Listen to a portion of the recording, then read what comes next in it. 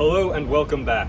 My name is Jeremy. I'm the bosun here on the continental sloop of war Providence, and today I'm going to show you how to tie a very useful knot, the sheet bend.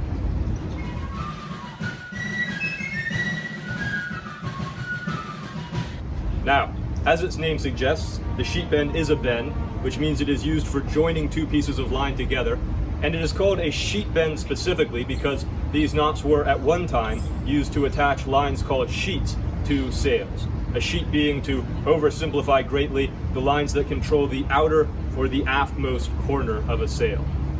Now, we don't really use sheet bends much for this purpose anymore, but we still tie them all the time. For example, to join the ends of our flag halyard, or if we had to send a line aloft on the gantlet. Harvey Garrett Smith, author of The Arts of the Sailor, calls the sheet bend a general utility bend and says that it will serve for almost every purpose, can be tied in an instant, and can always be untied, no matter how wet or tight it may become.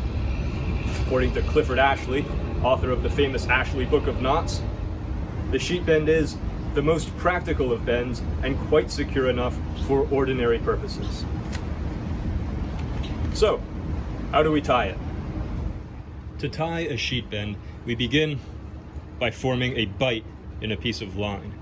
We then take the bitter end of our other line that we wish to join to it, and we go up from underneath, around, and back under itself. Then we can simply cinch down tightly like so.